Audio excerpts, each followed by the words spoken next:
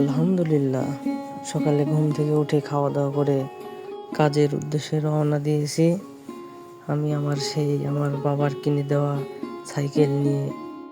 বাবার কিনে দেওয়া সেই সাইকেল আছে, কিন্তু আমার সেই বাবাটাই নাই। শুধু আমার বাবা না, আমার মাটাও আমাকে ছেড়ে চলে গেছে।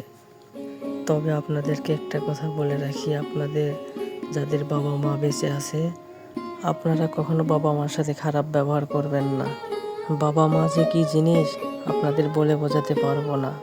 তবে যাই হোক, মনের কথাগুলো শেয়ার করতে করতে প্রায় অর্ধেক রাস্তায় চলে আসছি। তবে যাই যা বলুক, আমাদের গ্রামটা কিন্তু অনেক সুন্দর। আর এটা হচ্ছে আমাদের মির্জাপুর বাজারের ব্রিজ, নদীর উপরে অনেক সুন্দর। বাড়ি থেকে বাজারে আসতে আমার প্রায় 10-15 মিনিট সময় লাগে।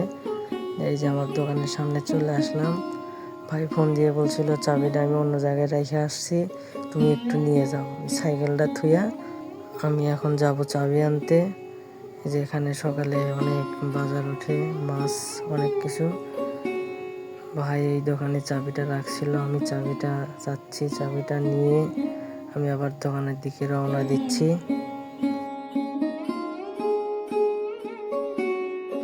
আলহামদুলিল্লাহ, দোকানে পৌঁছে দোকানটা খুললাম।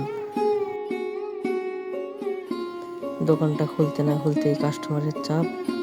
কাস্টমারকে আমি এখন বিদায় করে আমি আমার সেই বড় ভাইয়ের দোকানের কাজগুলো করব।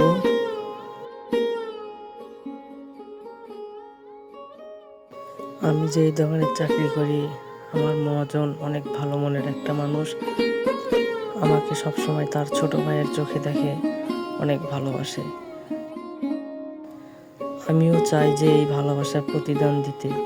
হয়তোবা কোনো কিছু দিয়ে হেল্প করতে পারবো না, কিন্তু তাকে আমি এই কাজের মাধ্যমে হেল্প করতে পারবো।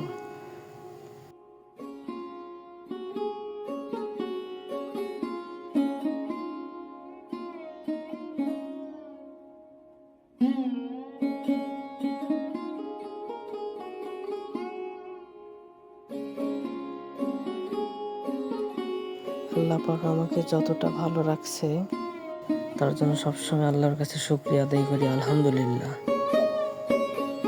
আল্লাহ পাক যেন আমাকে সবসময় ভালো রাখে। আপনারাও দোয়া করবেন, আপনাদের জন্য দোয়া করি। সবাই ভালো থাকবেন। আল্লাহ হাফেজ।